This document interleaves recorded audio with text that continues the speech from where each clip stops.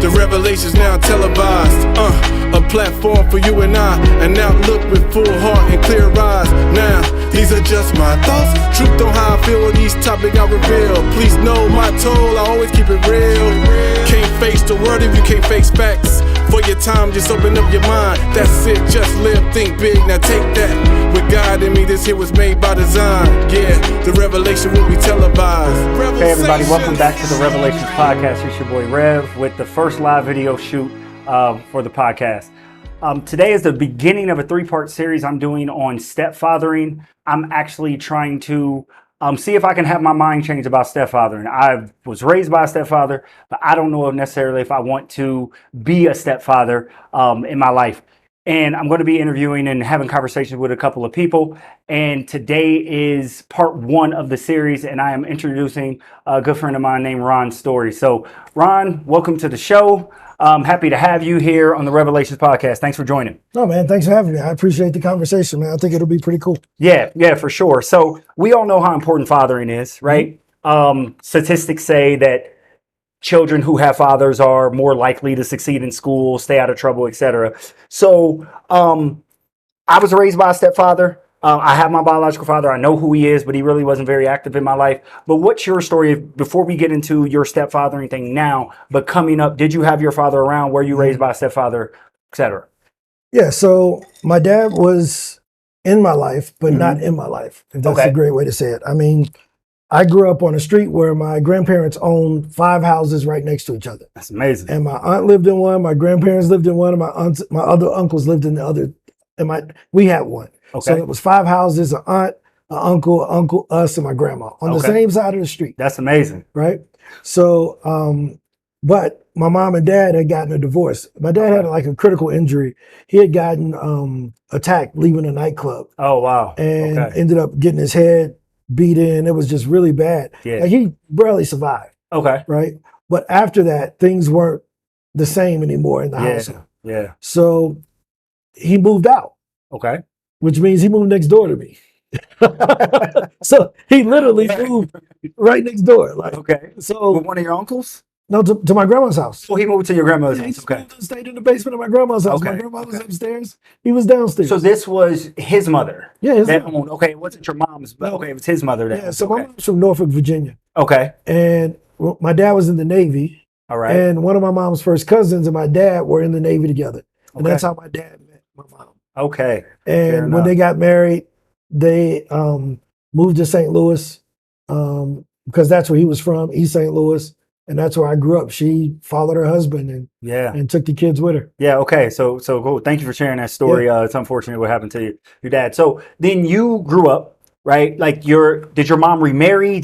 Or how did that work? No, she didn't remarry. But the person that I call my stepdad, his name is Willie. Okay. And it's the only Everybody got an Uncle Willie. Yeah. Well, but he's the only guy I've ever known my mom to date. Oh, okay. Right. So he's been there. I'm 45 now. He's been there since I was 6 or 7. Oh, wow. Okay. Right? So if anybody goes on my Instagram page, you'll see a picture of me with a fish. Mm-hmm. It's a real old picture 40 years ago. And he had took me fishing for the first time and I caught that fish. Okay. Right? But that's the only guy that I've known. But they never married?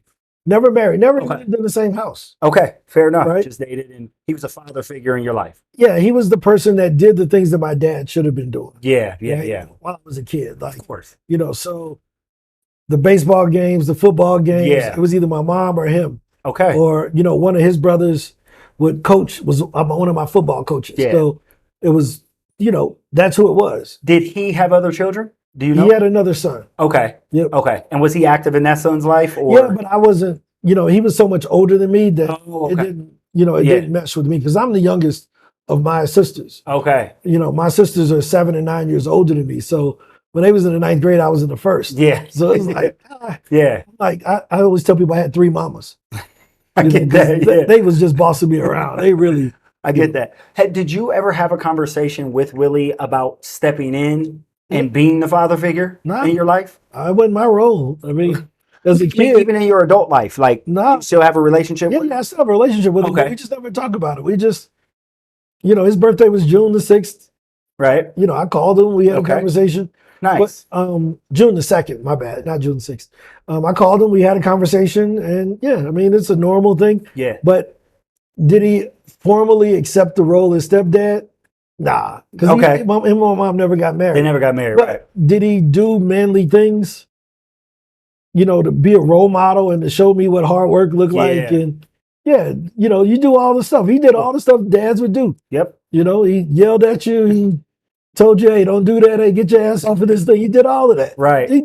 So he did the fathering without being your father, which is great. I think that's fantastic. So I was raised by a stepfather as well. Mm-hmm. My mom married my stepdad when I was 4 or 5.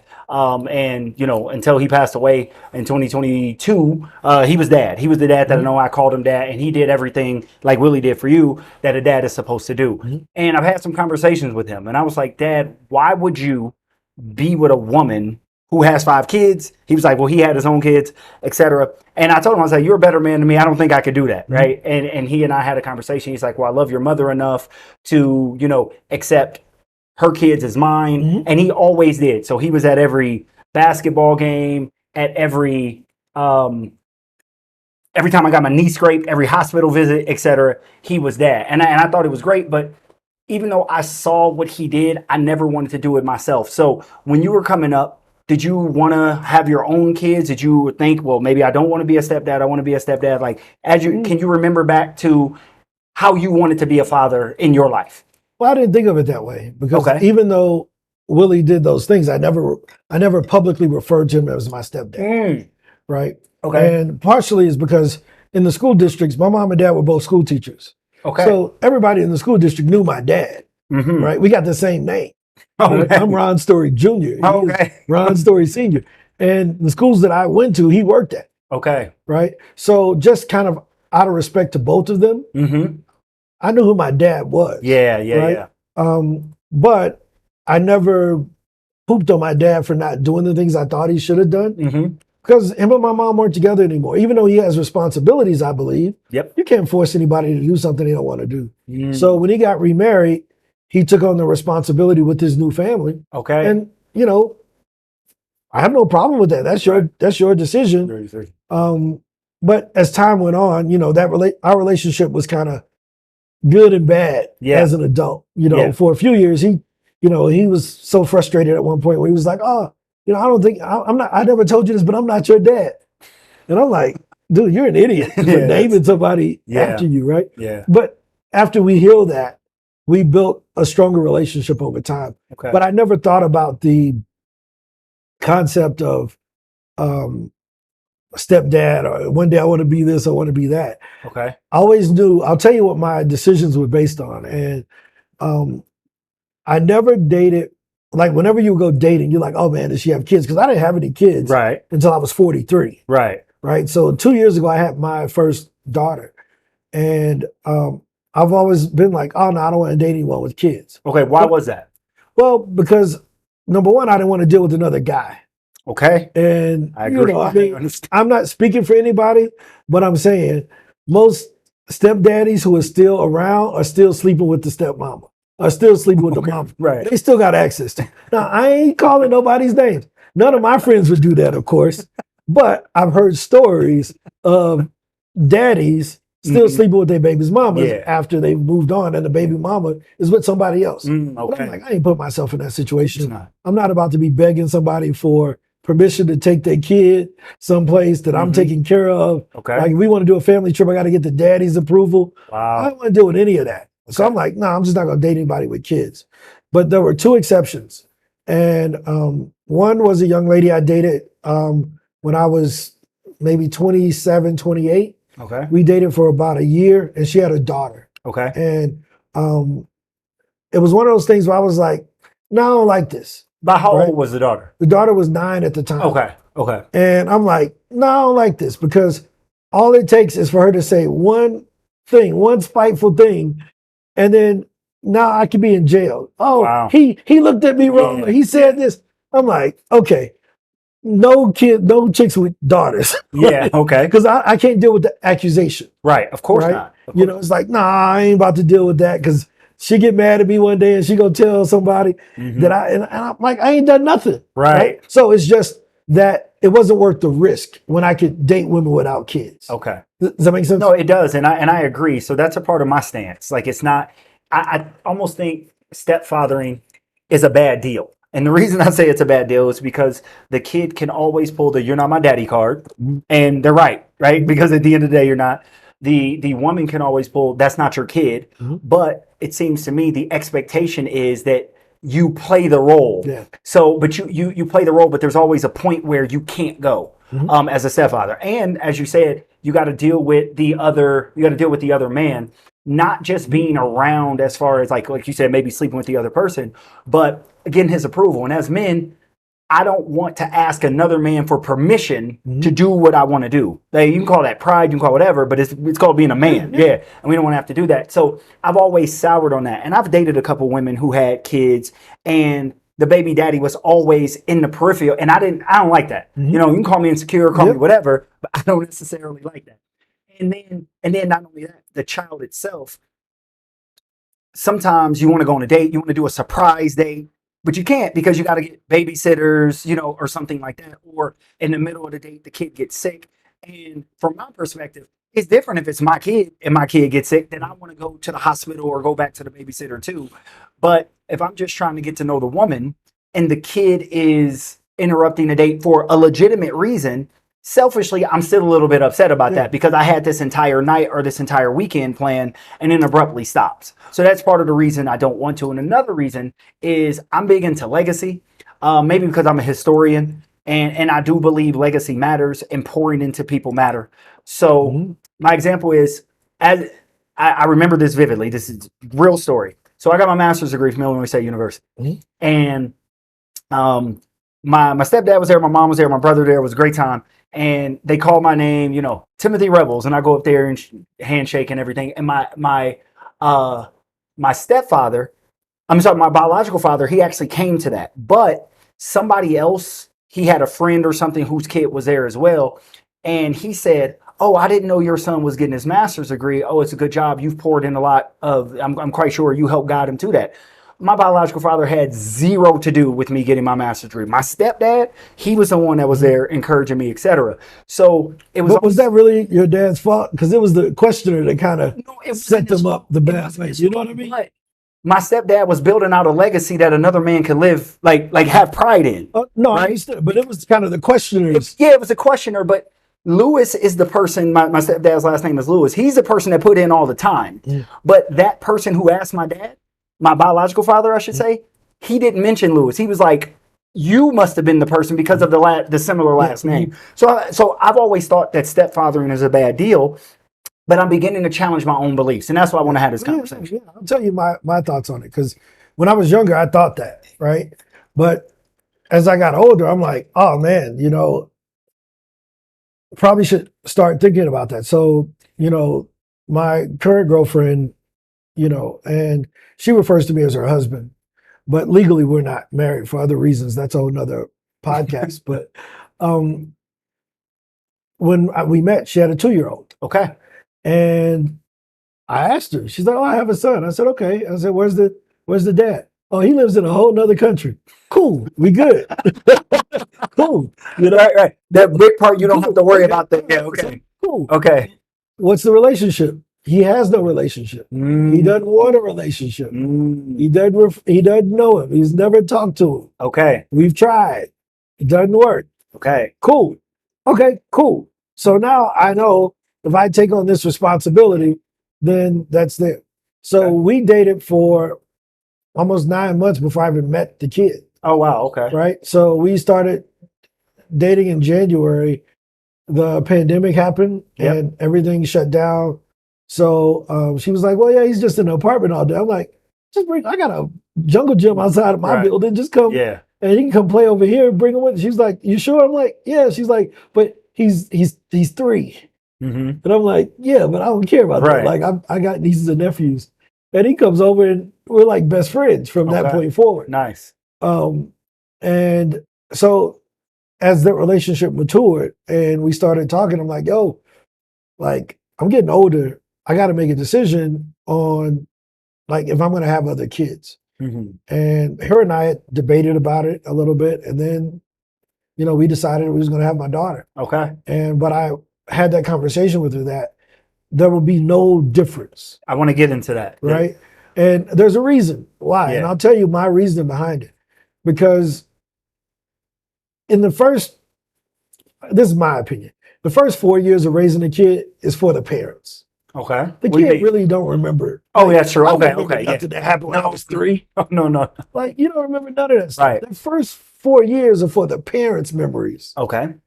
The kid don't remember that. He just knows who's been there for that time. So meeting him at 2 and being around from 2. Yeah.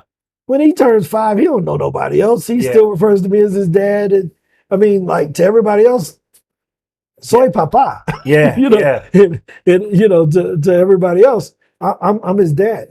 No different than it is to my daughter. So I was thinking like, yo, I already feel like I'm doing a disservice to my daughter.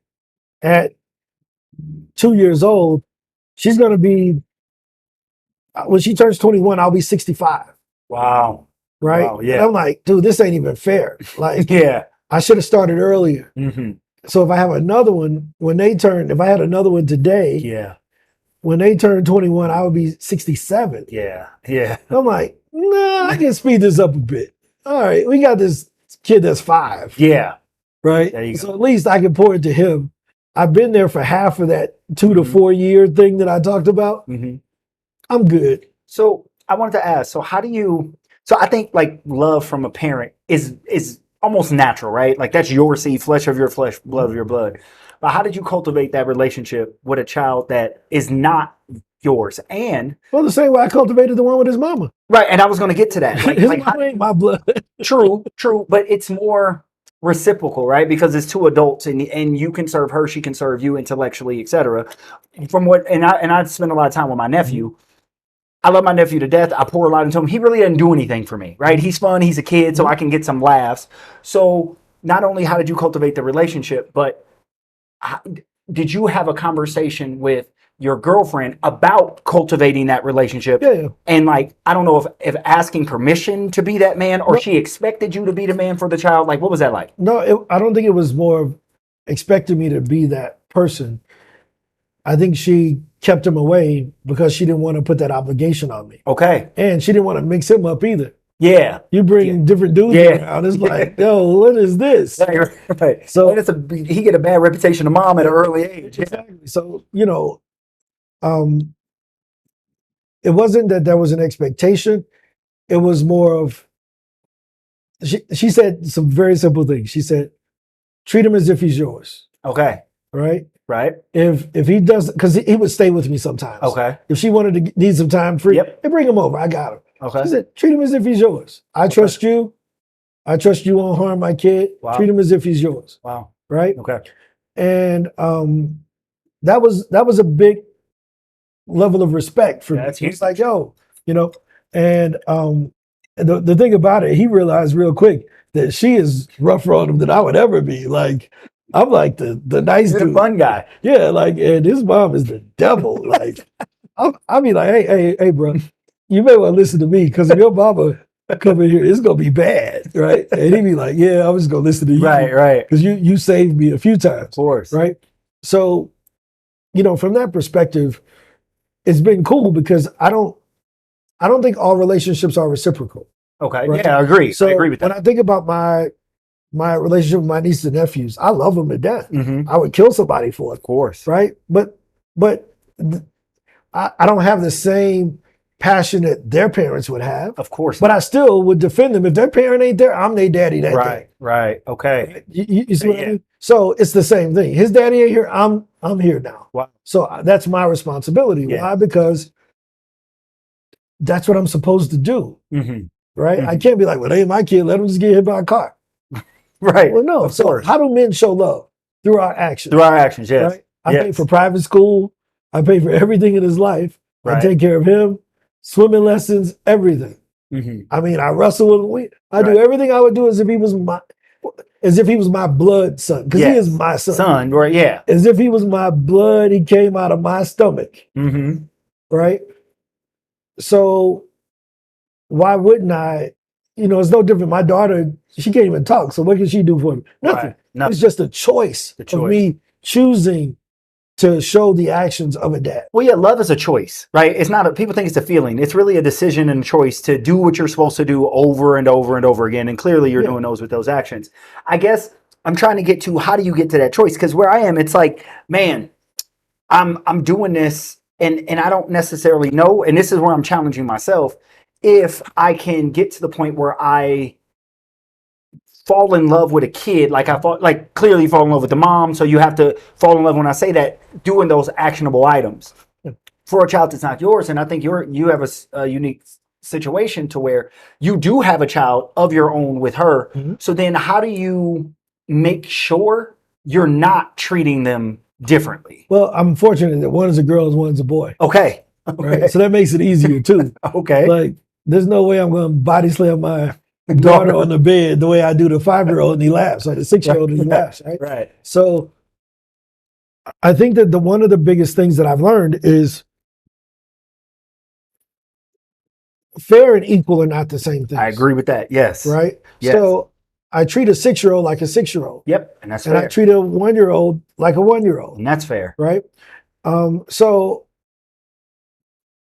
I just think people of integrity do things that are integral, whatever the word is. No, I get it. The people of integrity. Yeah. You can't be like, oh, I'm a man of integrity, but I treat this other kid different than I treat my own. Yeah. No, I mean, when his friends come over, or my girl's friends come over, and they bring their kids, and we go to the bouncy house, I'm responsible for all them kids. Okay, I agree. And if somebody comes up, an adult does something to little Angel or you know any of these other little kids, they got to deal with me just like they would have to deal with their dad. Okay. Why? Because they're in my care. They're my responsibility for those 2 or 3 hours that they're with me. Right.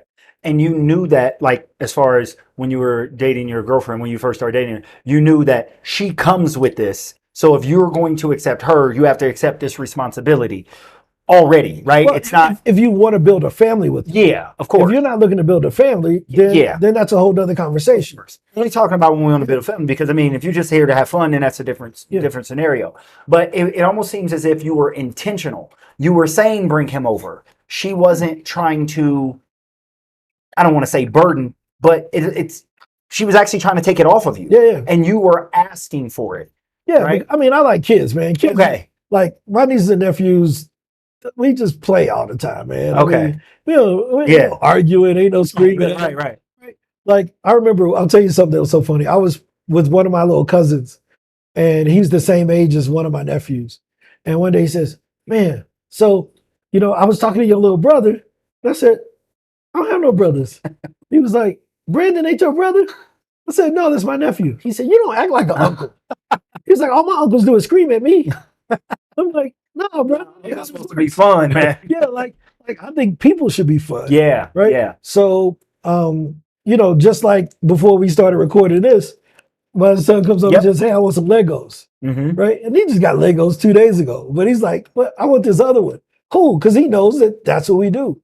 Now, it's not about buying things.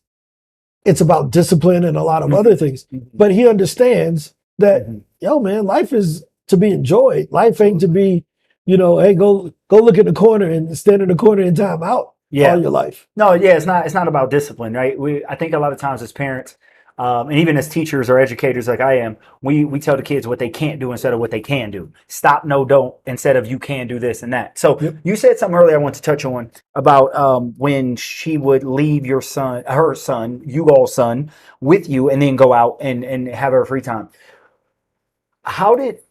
What did you do in the relationship between you and her to make her trust you? Because now I'm just giving you some personal experience. When I have dated or talked to women who are single mothers, they are super protective of their kid, and they come in the gate. My kid is number 1 through 5 is going to be here, here, and here. So what did you do, maybe not personally, but just more idealistically, to build that trust to where you said, where she could say, I'm sorry, hey, I feel comfortable enough leaving the person who I am most responsible for protecting under your care? I think you spent a lot of time with her and the kid together. Okay. Right? So it wasn't like, oh, wait a minute. He likes you? Okay, next week I'm going to drop him off. No. It had to be a building of the relationship. It's one of those things where it's like, she can see the kid is always, when he's over there, he wants to play. And I mean, same relationship he has. Have you ever seen him with AJ? Right? He's with AJ and they just shoot Nerf guns. Yeah. You know, the first thing AJ come over the house, he go get 3 Nerf guns and we about to have a Nerf war. Okay. Because he knows that that's what happens when AJ shows up. So, but it's like parents, I think humans, we can tell, like, okay, people that don't like kids, they're annoyed. Yeah. Hey man, leave me alone, whatever, man. Because you tell let him be. I'm like, he good, right? Yeah. Because I've dealt with it with my nieces and nephews. He cool, he ain't bothering me. But he messed with your computer, he can't break it. It ain't even turned on. Right. Like the things that they think that we're concerned about, it's like, well, it don't really bother me. So over time, it became, okay, he's made great decisions around me. You can look around and see how my friends treat me. Yep. What my friends say about me. You look on my social media, you see me with my nieces and nephews. Look, man, I believe, and this is my own opinion, if one kid don't like you, most kids don't like you. Whether that's your son, your nephew, the neighbor's kids. Like when I thought about the guys who were my friends coming up and their dads, either the son loved the dad and everybody loved the dad, or the son hated the dad and everybody hated the dad. Right? So I think you can kind of see it. Yeah. Right? Yeah. And so I think that's kind of the thing. It wasn't that I had to make some declaration. I'm just me. Right. And I wanted her to see me being me, because if we live together, he's gonna be in the same house, and she should know I'm not gonna scream because he broke something. Yeah, it's all right, man. We'll buy another one. Like, I ain't got time for that. So have there been? I should ask. Like, so when it comes to raising, because people have different like philosophies, and it would be easier for me to get with a woman who doesn't have a kid. I don't have a kid, and we can say, hey, I want to have my kid grow up in church, and a woman says no, then I can decide already. Well, hey, you know what? This is not. Oh, that's the good one. We had that discussion. Okay, so I want to get into that. So when it comes to she already has a son, but then you have differences in philosophy of raising the kids. How do you handle that? Because that's a big no for me. Because if I don't want to have kids, but if I ever was to have a kid, I do have in my mind how I think I would want to raise them. So how do you deal with that when that comes up? So it's two different philosophies. So my belief is, I'll use the example. It's like driving a car, right? I'm going where I'm going to go. So if I'm going to drive from New York to California, I'm going to California. Okay. Along the way, I may pick up a wife or a girlfriend. If they want to go to Dallas, they should get out the car. But we going to California. I'm driving. Right. They can play with the windows. They can mess with the navigation, everything. Don't grab the steering wheel. Right. Don't put your feet on the pedal telling me I'm driving too slow. I'm driving. Okay. If you don't want to be in my car, get out. Okay. Right? So that's my philosophy on life, relationships, friendships, everything. Right? So when I think about that, you know, my philosophy on relationships is I'm leading. Now, when it comes to personal choices such as religion, how you raise your kids, I'm going to tell you how I'm going to do it, and then you can adjust. Right? So the religious thing. When my daughter was born, she was like, oh, so do we do the christening thing? Or since we live in a Catholic country, do we do the whole Catholicism thing? I said, I don't believe in none of that. Okay. Right? Okay. And she was like, I am so glad. I don't believe in none of that either. But we had never talked about it. Right. We just knew on Sundays we go to dinner. We don't go to church. Okay. Right? But it changed. Okay. About 6 months after the kid was born, she started going to this new church here. Okay. Right? In Columbia. And I'm like, cool. I don't care. It doesn't bother me. I said, you can go. You can take the kids, whatever. So my daughter eventually got christened. But once the mom started going to church, she was like, oh, you should go. I'm like, no, I'm good. And then my son was like, I don't want to go either.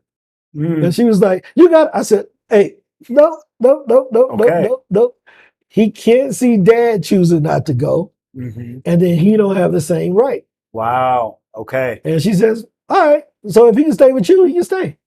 Wow. Cool. Okay. Take my daughter, go do whatever you want to do, but he gets to stay home. She didn't have a choice at two. She don't know. Well, she don't know. She's just going with mama. Right. It's a funny thing.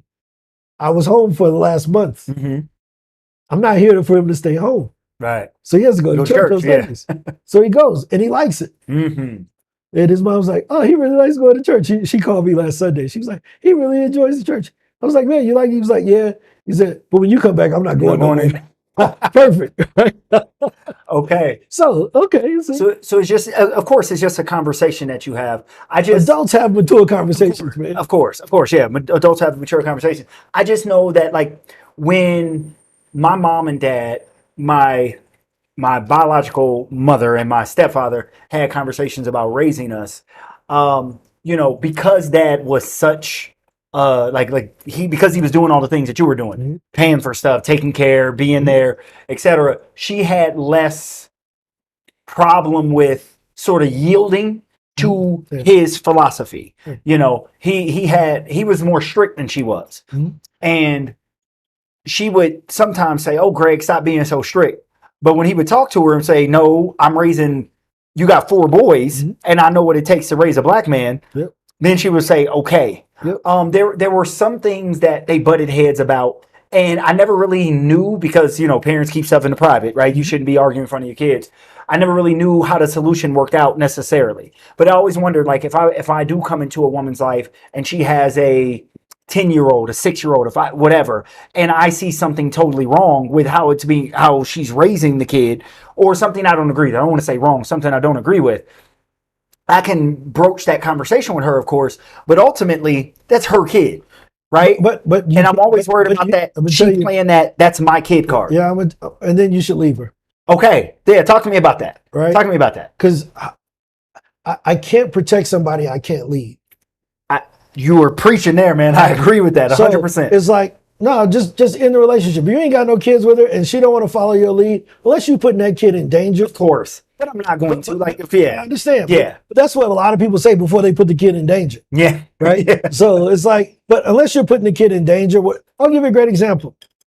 We'll use AJ again. While I'm in St. Louis, AJ knows that every Saturday it's called Dia de Hombres. Me and my son, we go out for lunch. We go to an amusement park. We do something every Saturday. Okay. Which is why he's asking for Legos tomorrow, which is Saturday. Okay. When we recorded this, right? So while I was gone, he knows that he hasn't been able to do that. AJ, you know, your cousin. And AJ's like a brother to me, and he's like, yo, man, I want to make sure that I'm active in my nieces and nephews' lives. I'm like, cool, man, whatever. He was like, but I got a question. You think Vivi would mind if I took Paul Dia de Hombre since you haven't been here in the last 3 weeks? I'm like, no, I'll tell her about it. And she was like, I don't know. Our kids ain't never been with nobody else but us. And I'm like, oh, that's true. They haven't. Wow. Okay. They've never slept at anybody else's house. We don't leave them with the babysitter. The babysitter comes to our house. Right. Right. So she's like, I said, well, let me ask you this. I said, do you trust me? And she was like, yeah. I said, you don't know AJ as well as I know AJ, but the same way that you picked a nanny and I had confidence in your choice of the nanny because of your relationship with the nanny, with Amaya, you have to trust that he could go for 3 hours to go grab lunch and go to a park with AJ, and he'll be fine. And she says, no, that makes sense. Okay, tell him to come get him. Okay, right? Wow. No, I was back in the States. Now, she could have left and be like, not answer the door, make sure the doorman wouldn't let AJ in or whatever. And then as soon as he got back home, she sends me a message. Those 3 hours were great. Well, I didn't have to worry about him. Thanks, he made it back home safe. He said he had a good time. There it is. Right? So it's those times where you have to say, hey, look, I'm not going to lead by force, but I can lead with logic. Right. Right. Okay. And as a man, I believe my logic has to be stronger than her emotions. Wow. Okay. Right. So as a woman, she's going to be emotional. This is my baby. And I told her, I said, I know it's your baby, blah, blah, blah. I said, but we leave my baby with the nanny all the time. And that's the one that you chose. Yep. So I trust you. You have to be trusting the same way. Yeah. And it worked. Yeah. Right. So I'm just a firm believer that adults have to have adult conversations. And if if you're the guy, I think you have to have the respect of the woman to trust your leadership. Okay, that's really good. And we're gonna wrap up here soon, but I do have one more question that it sort of burns in me, and maybe this and I'm challenging my belief system, and maybe this is a me problem. So you can help me out with this, and I'm asking everybody on in this series the same question, and it's about priorities. Mm-hmm. So when I've dated women who have had kids, or even talked to women who have kids who are like friends, they repeat this to me all the time. My kid is number one. My kid is number one. Like whatever my kid is number one, etc. And I'm like, okay, well then if your kid is number one, you're telling me that I can never be, which I guess can be fine, but at the same time, she would want me to make her number one or make them number one, right? So then my logic tells me the kid is number one to her. Of course, the kid's going to think their mom is number one, and then I'm supposed to put them first. And I know as a man, I'm like my role is to be responsible, but I still want to be at some point. I want to be the most important person to somebody at some point in my life. Okay. So right? I got you. So you get where I'm going. No, I got you. So tell you yeah. Right? Okay, yeah. So good. I'm a firm believer: God, Dad, Mama, kids. I agree. That's 100%. Right? I agree with that. So I'm number one to God. Okay. She's number one to me. Mm-hmm. The kid should be number one to her. Wow. Okay. Right? I don't necessarily know if I agree with that, but yeah, go ahead. She can't take care of me. Okay. She can take care of the kids, though. Of course. I can take care of both of them. Yep. You see why that works? Uh-huh. So her kids are number one because she's single. Mm-hmm. Mm-hmm. They're her priority. They're the person that she can take care of. Okay. My girl can provide a great house for me, but she can't care for it. Right. She can't financially take care of me, defend me, fight for me. She can't do none of that. Okay. But if I'm not here, who can she fight for? Who can she financially take care of? Yeah. So it's just a philosophy thing. Okay. So when you think about it, in your life with whomever you're with, you're dealing with a single woman who don't have nobody to be number one. So of course, currently in her life, number one is her kid because she ain't got a boyfriend. Mm-hmm.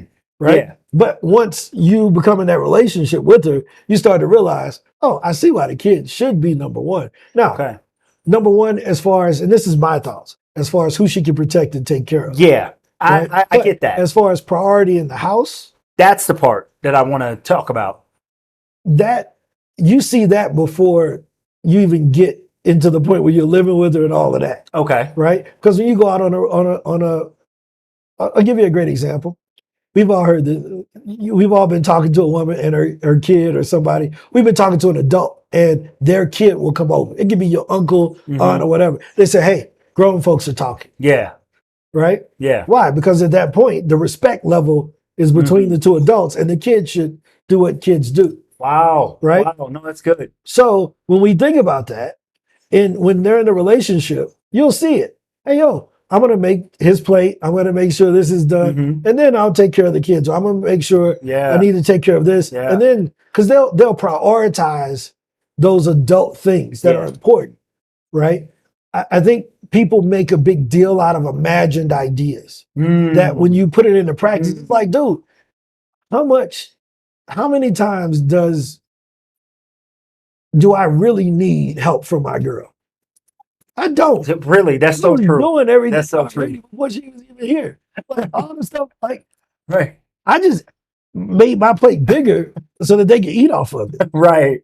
But my table was already full. Yeah. I just put more seats there. Yeah. And started sharing. Yeah. So I don't need her to put no grapes on the table or nothing. Yeah. Right. But if she wants to clean up the table afterwards, that's fine. Yeah. But it shouldn't. I don't think that. I think we blow it out of proportion. Maybe so. My kids are number one because she's single. Of course, they should be number one. Yeah, and when I've had these encounters with women about the kids being number one, etc., it's like they're. I agree with they got to be protected. The kids can't take care of themselves, right? Your two kids. If there are no parents here, we don't know what would happen. Well, who do you think number one to my son? Well, I would say his mom. No, his sister. Okay. Explain that. Because if we ain't here, you gotta tell me. It's a 6. When his mama sleep, he making sure she ain't doing no dumb stuff. Oh wow, that's good. He can't protect and provide for his mama. Yeah. So So when I was a kid, and I was talking to my parents about this, and I asked, because my dad is a stepdad, you know, and I asked him, I said, you know, hey, who like what relationship in this house is most important? And he was like, the relationship I have with your mom. And I asked my mom the same thing, and she was like, well, taking care of you guys are number one because you're kids, but I'm more concerned with making my husband happy and getting along with him, because if me and him don't get along, it's not going to be good for you all. But but my mother's older, you know, and all that. The modern woman is almost a little different. It's a little more difficult, right? Because it almost seems as if they're more concerned with making their kids happy than the person that can help them raise their kid the right way or help provide, like you were talking about. Just find one though. Yeah. Leave the idiots out. The idiots gonna be idiots. They're gonna be single mamas forever. Just find one. There's 9 billion people on the planet. Right. Just looking for one. Just looking for one. You know. So I mean, just look for the one that follows your rules. Like I'm a big, I'm really big on rules, man. Me too, man. Like so, I'm not a how do I put it? I'm not a stickler. Like, hey, do this or else. But I'm like, nah, they don't follow. It's not going the way I want it, so I just move on. Yeah. And I think a lot of times we start compromising because we don't have options. Yeah. And if you got options, you just say, no, she don't match up. Boom. Yeah. I mean, we got a lot of options. I would agree. So it's like, dude, like find the one. I want the person that's willing to ride in my car. Yeah. Yeah. Right? If she want to grab the wheel, she should get out. That is a good, that's a great analogy. Like you get the same view in the car that I get. Yeah. With none of the responsibility. Yeah. Yeah. She get to put her feet up and look out the same front windshield. Right. Yeah. She ain't got none of the responsibility to make sure this car get to the destination. Right. So if she decides that she's gonna interfere with that, she should get out. You gotta go. She got to go. And I agree with what you said about the rules thing. And like, I'm not a dictator, but I'm a standard setter. And that's what we want to do. Yeah. So we'll have young Powell. Come on. Get in the show. You want to see? You want to be on YouTube? Want to be on YouTube? Yes, YouTube channel. This is my son right here. There we go. Salute us. Ay, ¿qué tú haces? Es una cámara. ¿Te gusta mi cámara? ¿Sí? Mi estudio. Sí. Es la foto. There you go. Saludos la gente. Hola. En inglés. Este canal es en inglés. Inglés. Oh, wow. There you go. Okay, thank you. Well, that about does it for this episode of Revelations Podcast. Ron, perfect timing, right? Yeah, I appreciate you, man. Perfect timing. Like he comes in right on time. Right. I appreciate you, man. This is really good. This has helped me a lot. It'll give me some things to think about. And after part 3, I'm gonna come back here and see if my mind has changed about, potentially getting with a woman with kids or something like that. But man, I appreciate your time. Thank you so much. Oh yeah, man. Thanks for having me. All right, cool, man. Cool. All right, guys, we'll talk to you next time. Peace.